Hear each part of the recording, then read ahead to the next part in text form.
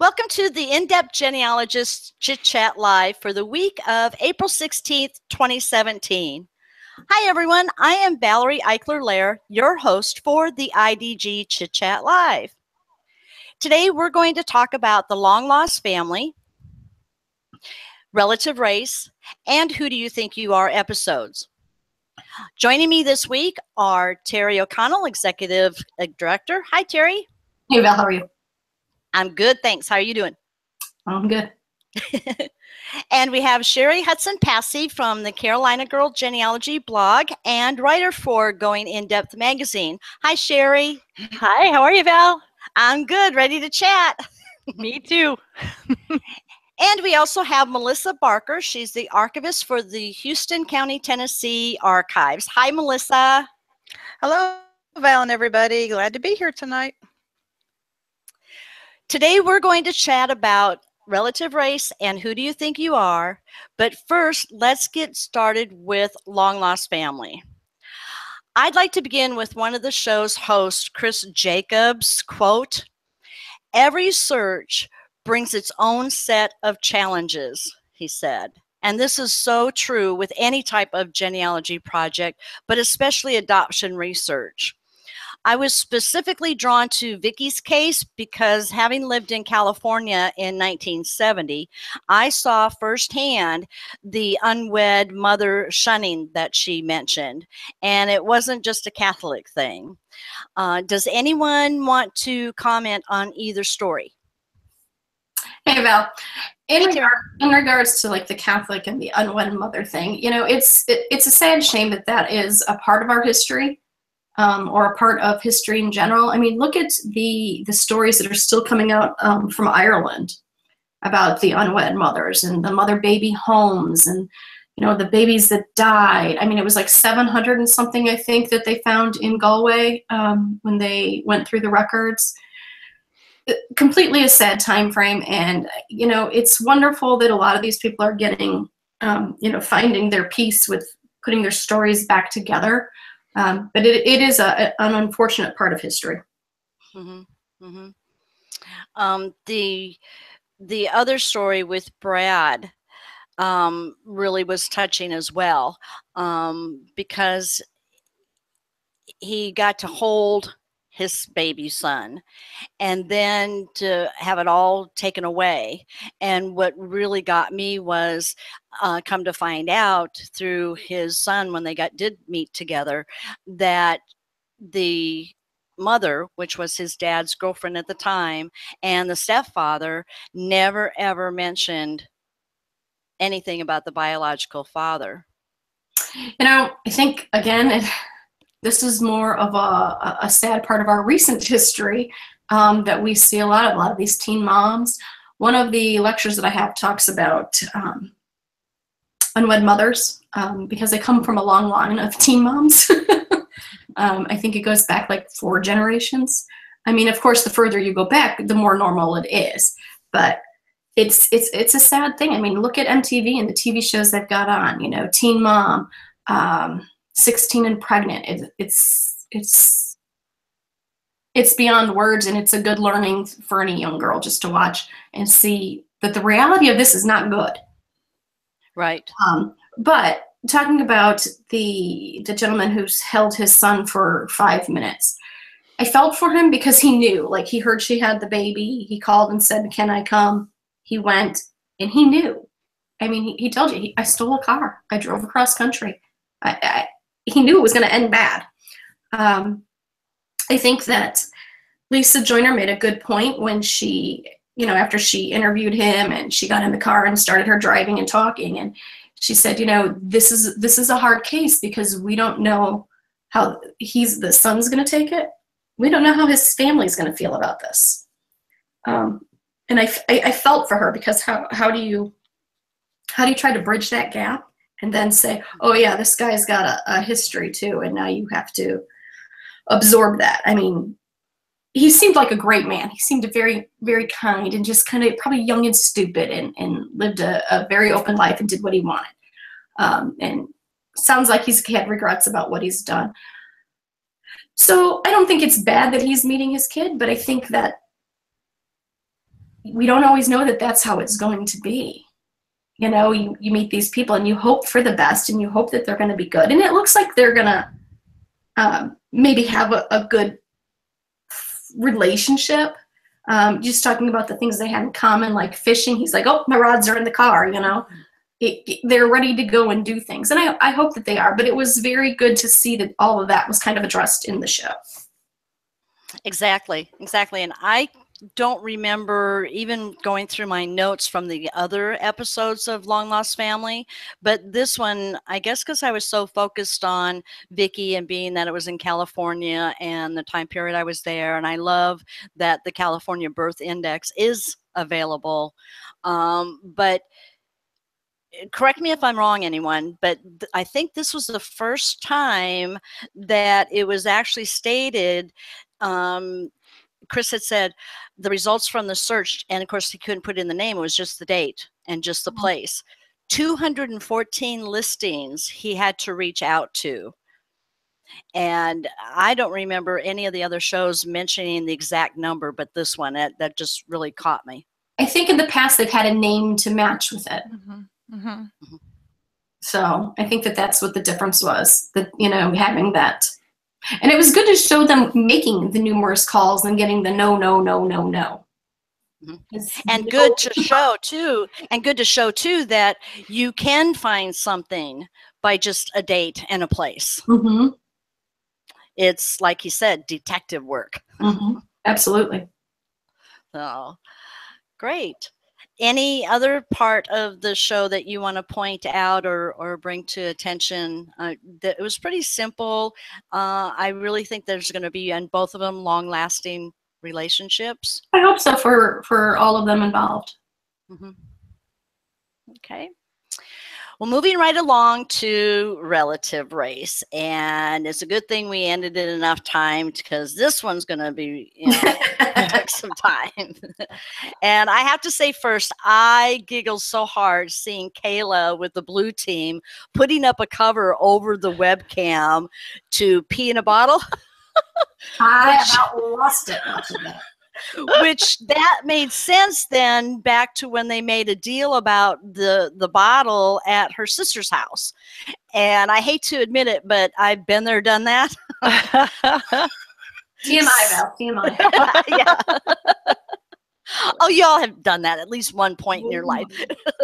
But my favorite part before I toss it over is Kayla totally being surprised with her mom's tombstone. And what an awesome pre-planned gift that was from the show, the producers, maybe even Ancestry. But it just, I was totally taken aback. That was so awesome. And Terry, knowing that you love cemeteries, because we did that last fall together, what was your initial reaction to Kayla's mom's tombstone and any other surprises? So I wasn't expecting that at all. This one, like last week, you know, it grabbed us in the feels with Joe's story. Kayla's story totally did it this week. And tears, like you could just see the anguish in her, and they did exactly what she wanted. The quote that she wanted was on there. I mean, it was just heart-wrenching to see her trying to deal with the emotion of this surprise and how kind it was, and then saying, I know we're on a race, but I just need to take some time to reflect on all of this. Again, they're putting, you know, they've got they're away from their kids. It's the first time they've left their kids, and they know it's all about, you know, doing this, and she wanted to win the race so that she could do this. So now, even if she doesn't win, like Joe, she's won. They're definitely hitting the mark on grabbing you in the heart this season. I mean, 2 weeks in a row, quit making me cry. I mean, and that was just the beginning. I mean, the first few minutes of the show, they're, you know, Joe's in the car, he's in the passenger side, and he's got these red eyes, and you know this man has just sobbed his heart out.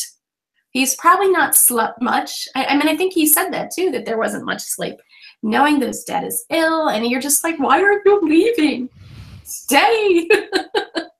So lot of good things. It was definitely another great episode. I just don't know how people aren't watching. Exactly. And before I have Sherry get all over it, I wanted to mention, because I was asked about the immunity. Because the red team, as part of their mystery prize, could either have they had their choice of either the dollars or mystery prize. And so I was glad to see that they took the game benefit, and it was the immunity. And that means I took some notes that they're guaranteed to go to day 9. That they're not going to have any strikes against them after next week's show. They're not going to have any, I'm thinking, no time penalties against them. That's what the immunity means. And it was stated that it would guarantee them right to day 9. So. Well, that's good. Hopefully they'll have a nice relaxing day in between where they're not rushing. Yeah. Hey, I do want to add really quick before we hit it over to Sherry. When Blue Team did the whole cover the camera thing, I don't know if you watched last season, Val, but the team from Alaska, which I believe was the Blue Team, she was buying Depends or peeing in bags. Oh my gosh, no, because see, I watched the first show and I just couldn't wrap my head around it. Yeah, we had a big discussion about it in 2 or 3 weeks in a row because we were dying that they were publicly admitting these things.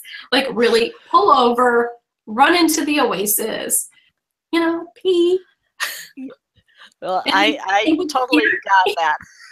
What scared me the most is when every time the car bumped or something, she turned around to look. So, like, what was it in? Was she afraid it was going to spill? I don't know. I don't know. You were thinking the same thing, weren't you? Yes. Absolutely. It was a little strange. Whatever works. Whatever works. I mean, time, whatever is going to get you an extra 30 seconds, maybe I would put you stop over. And get up, I would stop in the bathroom and then just gone another 20 above the limit or something. Made up the time. Yeah.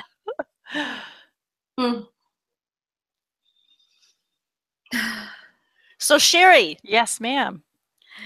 Bring it on as far Alrighty. as tweeting and different things. Okay, and the results, please. Okay, well, first of all, we had the heartfelt moments, but we also had some funny moments. And the red team was hysterical this episode because they were traveling down this little road and you could hear Relexis say, I feel like we're on a season of Survivor.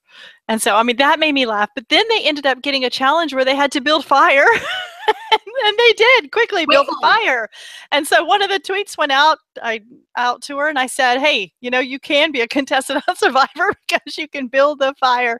And so that they thought that was pretty funny as well. But, then they went and got to meet that family that had all the animals on the farm. And I thought that was just a really fun night for them. They didn't have all the stress. It was just really, really fun. But as I was live tweeting, first of all, Joe was not happy about their one and only contest that they did because that's what put him behind, is not being able to answer those questions again. That's the second time they've been behind, is because they haven't been able to answer questions. And so I really felt for them. And here everybody else is doing these little silly kind of things. Right. Fire. And they're having to answer all these questions. So I really felt bad for them. And then as they go through the results and Team Red gets the immunity, Joe says, wait a minute, we got fuzzy dice. They get immunity. What is up with that? Because they're the only team that has chosen the game benefit that hasn't received a benefit. It's just been a dumb prize, fuzzy dice.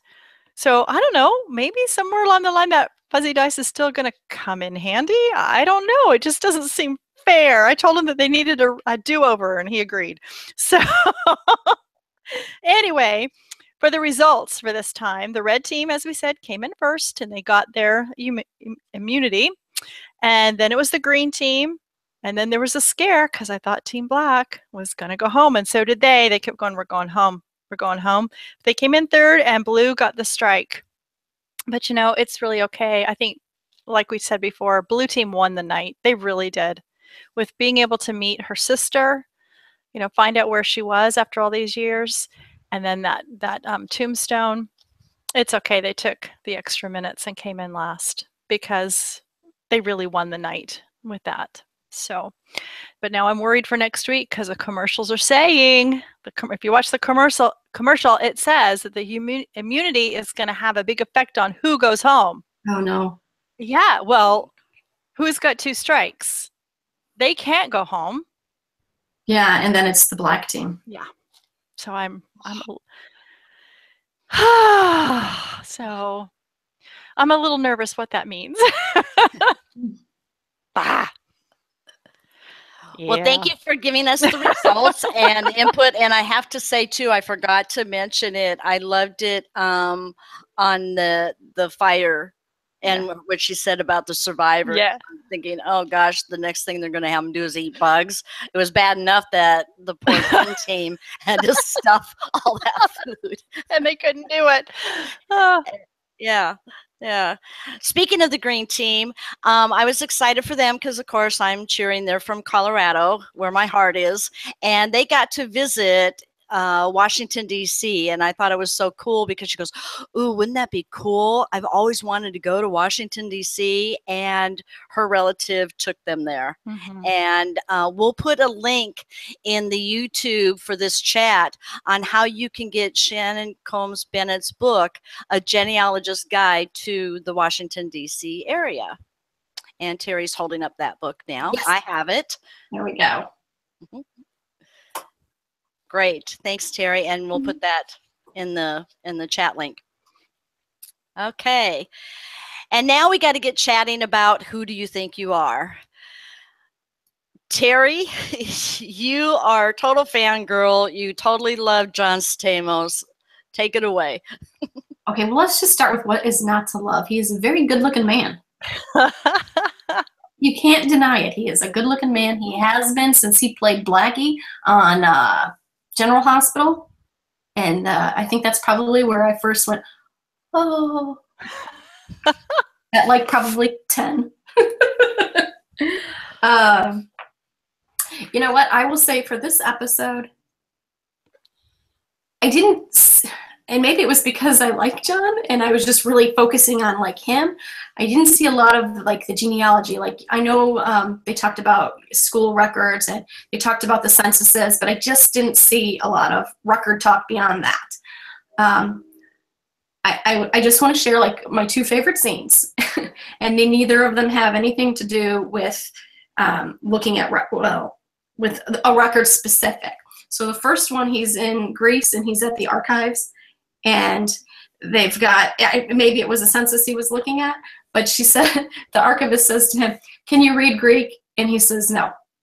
And she goes, "So it's all Greek to you?" And he turned and looked at her and rolled his eyes. I about lost it. I was thinking in my head, have mercy, because he probably wanted to say it. The second part, favorite part of the show was at the very end when he went into what turned out to be his first cousin once removed's home. And he sat and he talked with her, and I'm assuming it was her daughter, did all the translating for him. And you could just see how touched he was. 1, that they brought him into the home. 2, that they were sharing the full story. And, you know, when they walked out of that house, they closed the gate. And this little old lady, probably, 80, 90 years old, turns around and gave him a key to the home because it was the Stamos home. I can't even pronounce it in Greek. Whatever it was, it's their home. It's the family's home. It doesn't belong to one person. It belongs to all of them. And it was just like, oh, it just got me. The whole ending was good, but I know others want to talk about those pieces. So those are really what got me, and I just have to say it really was a great one. And I know I read a lot this past week. A lot of people are saying it's just their favorite episode ever of Who Do You Think You Are? I don't know if it falls for my favorite episode ever, but it was definitely good. And then the last thing is, how did you notice how many different ways they pronounced Stamos? So it was a long A, Stamos. Mm-hmm. It was a short A with Stamos. And John said them both ways. So it's like, how do we say your name, dude? Tell us. So that's all on my end. I have to say, I got to go back and watch the recording of it because I couldn't write down the name in Greek fast enough. And so I had that to go back and watch. And everyone can do that by going to tlc.com and go to Who Do You Think You Are. You do have to have a sign in on some of the episodes, but there's a list there. I think this one was open. I heard that earlier, that it might be open. So that's even better.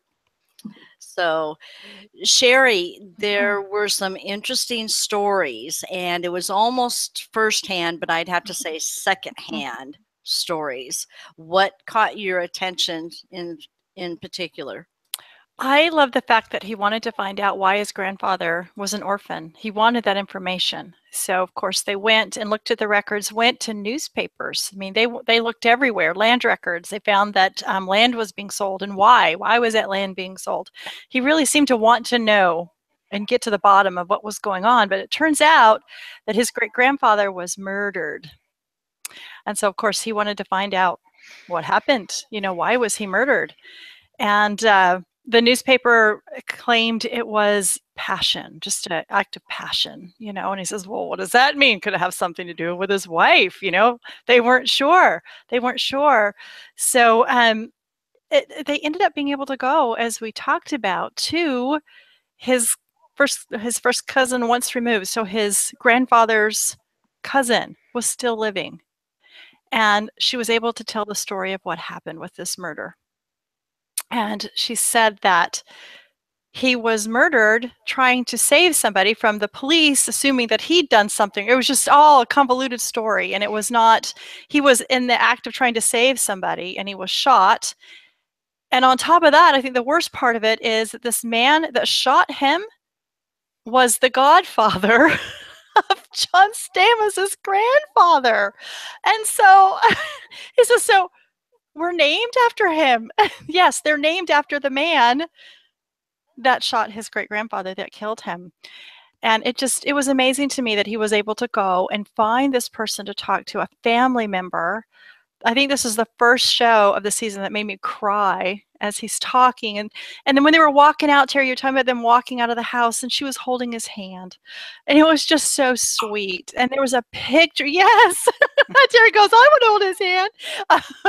There was a picture of his great-grandmother there and his grandfather. They had the pictures to share with him and the story to tell. And, you know, if we can get to those people as far back as we can and get these stories. And it's just too bad that this wasn't something that wasn't passed down, so that he knew all of this, you know, that he could have talked to his grandfather about it, that he knew about it when he was a kid. That would have been something that would have been nice to have been able to speak about when he was living. But that just really touched my heart. And the other was that he had heard that his great-grandfather had helped build the church that was there. But it turned out it wasn't that he helped build the church, but what he did was he helped bring the bells into the church.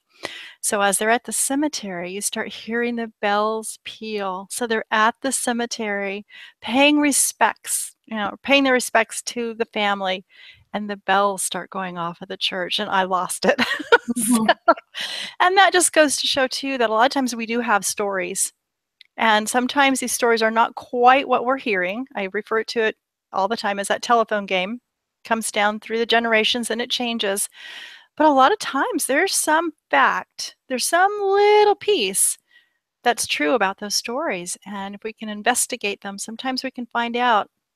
Might have been a different generation, or there might be a little twist to it, but sometimes there is something to those stories. So my heart just went out to him. Anytime they get to meet a relative, I just lose it. I just lose it. And again, he was able to walk in the place where his ancestors walked, and that always, always gets And me. sit in the home. And sit in the home. That the and get a grandfather key. was buried in. Yes. Born in. Born in, yes, born in. And to get the key so he can come back anytime. And he was saying, I will come back, you know. So I just thought it was a very touching episode. I think there's one good learning in this too. So when we hear the word orphan, no yes. parents. Yes. No parents, right? And what did we learn in this episode? That's not true. In Greece, it means they lost their father. And sometimes it can happen in American records too. Really? You know, if the dad's not around, sometimes they will label them as they need to have a guardian. They need to have somebody. And then we assume, oh, their parents must be dead, but it's just the father's dead. Interesting. Yeah. So that was a good learning. That was really good. Melissa, get us out of the we want to cry tear mode, please. Yeah, my eyes all red. Valerie's going. Get her out of it. Come on, Melissa. We're going to talk about academic school records. You know, they did have that one wonderful school record that they showed, and that's where we learned that he was an orphan because it's listed in the school records. And I'm very passionate now about school records, more than I ever have been, because being an archivist, I have experienced in my archives as well as in other archives very good school records. And I'm not talking about just report cards or school transcripts, or maybe a class picture, something that you might find. I'm talking about all kinds of school records. And a lot of people will tell me, well, but my ancestor didn't go to school. I don't need to research in school records. But that is so not true. Right now, as we speak, the Houston County, Tennessee Archives is actually transferring from our local school board old school records. Now, these go back to 1895, these records, until the last couple of weeks. And I am literally on cloud 9, knowing what genealogy information is in these records.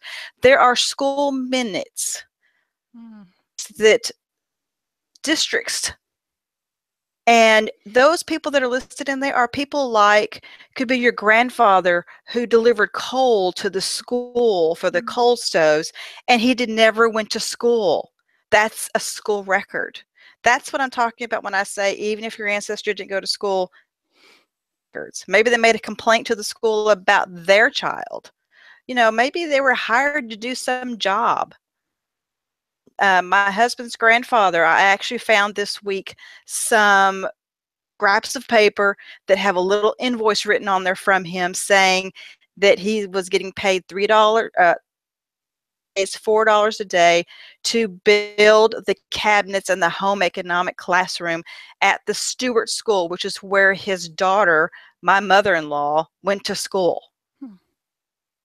Knew that he did that because he did it before she was born. Telling you, really seek out school records, that you will be very surprised. And you may have to dig, you may have to ask. These particular records that I'm getting in the archives right now, the superintendent, a lot of the people that work for the school board had no idea they were being stored or were even in this one room. So if someone who walked in and asked the school board, you got school records or anything? Oh, no. So school records. Put that on your to-do list. That's really important too that you mention that, because and do your own. How many of us have done our own? I have, you know, my school records. I went into the school records for my husband, which was, get this, in the manuscript collection at the archives. Shocking. Yeah. I work in archives, so Melissa and I are sisters from a different mom. But anyway, and then also I've noted in my database my son's school from the first day of preschool until he graduated from college. Sherry, you better start now because you have a lot of kids to put in there. Oh, I've got their records. Yeah, and the dates, but now I have it too, all the way back to, I believe it would be great grandparents that I've been able to find. So thank you for touching upon that. Very good. Hey, So, Melissa, let me ask you a quick question. So what do you do when you come across these small county archives? So I've got a county in West Virginia that my mom's family's from. The archives, they don't have a website. They don't have a physical building. It's so hard. So last year, I actually got to go and meet the president of the Historical Society, and I got copies of voters' records. So it was the log after everybody voted and who they voted for, and we're talking like 1800s. So it was really cool to hold this, see where your people voted. yes. And I've blogged about it, but I just like how I don't even know what to go in and ask this guy, because there's nothing. It's like he has the stuff at his work. Right. Yes. That's what I tell people about. I always talk about what is an archive, because you know what? What that man has is an archive, but he doesn't have a building that has the word archive on it. Mm-hmm. Like you said, it's at his work. I mean, there's people that are his county historians that have these records at their home, which is unthinkable to us, but it's true. Thank goodness that they kept them. The main thing I would tell you to do is that, of course, don't walk in and say, I want everything on the Smith family. Come with a plan. But, talk to the archivist, ask them, because they know what they have. They may not know every single piece of paper, but they know what they have. And so ask them, what record collections do you have that are processed, that are available to patrons? What kinds of records, kind of question that way. And also ask them about unprocessed records, ones that are sitting on the shelves waiting to be processed, because they know about those too. They know what's there. Processed. I think he just has drawers of stuff. Right. But you know what? But he knows where his stuff is. I bet he does. I mean, he was like, what were the family names you were looking at? And then he Yes. started pulling those tax records out. He's like, here. And Right. This is amazing. I mean, I told him, I'm like, you get a building, I'll come down and I'll put your website together. The main thing is, just don't walk in thinking you can ask for everything on a particular family and they can just hand it to you. You're Right. going to have to ask some questions. You're going to have to pick their brains. They're going to have to pick your brain, and just be patient. Yeah. I just thought that would be a good question. I figured somebody else has got to have come across that. I can't be the only one that's walked into a place of business. And I only knew because my cousin took me. She knew who he was. She knew he was the president. There's always someone in the community that knows where the records are. Either they have them themselves or they know where they're at. So you have to find that person who knows. Well, you need to ask that leading question to wherever you are, whether it's the library or the courthouse. Well, if you don't have this, who does? And who's the archives and where? Even the Chamber of Commerce, or someone city office. Ask or anybody. Ask the question. This is what I tell people. Ask the question, okay, who around here has lived the longest and knows the history of the place around here? That usually will get you somebody. Don't ask necessarily about the records, but ask who knows about the people here, who's lived here the longest, that kind of thing. And then they can tell you where the records are. And if someone tells you, a county clerk or some official says, oh, all the records were destroyed, don't believe them off the bat. Keeps asking. And if you need to know Freeborn County, Minnesota, I know who the oldest person living in the area is. But to kind of wrap things up on who do you think you are, my favorite scene was the cemetery. It just brought tears to my eyes to see him hand in hand with his first cousin, and seeing the family names, the ages, the crypt or the covering, and then the like with the candle, and she was lighting incense and so forth. Just, oh my God, I lost it. And it was great because he could decipher some of the Greek language, and it's amazing how they were able to really to communicate and understand each other. So that was really good. Next week, sad to say, is our last episode of Who Do You Think You Are? It's going to be with Liv Tyler. She is Steve Tyler's daughter. or no, that's right. I'm sorry, daughter. And so I'm really looking forward to it because I'm one of the fans. But it's sad to see Who Do You Think You Are coming to an end. We're hoping it starts back up again. But we've run out of time on this week's Chit Chat Live. So I want to thank Terry and Sherry and Melissa for being here. Thank you. Before we sign off, though, I'd like to take this opportunity to wish a happy 5th anniversary to the In-Depth Genealogist team. Congratulations on an exceptional accomplishment and continuing to move forward for the year ahead. So congratulations. Oh, thanks, Val. Mm-hmm. And I can't say anything more because then I'll start crying. But I want to ask, have you subscribed to the Going In Depth magazine? It is chocked full of tips, resources, articles, researching Scottish, Dutch, French, German, Australia, on and on, Civil War, females, collateral lines. I saw that, Miss Sherry. And what's this about a cracked teacup?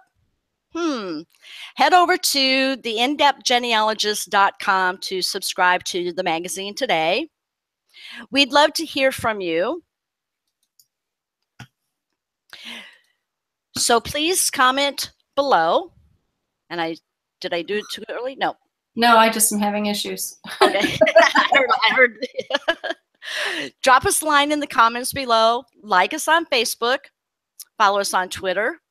Subscribe to the IDG YouTube channel or send us a simple email at info@indepthgenealogist.com. So we'll see you all next time. Keep going in depth with all of your ancestors. Bye-bye.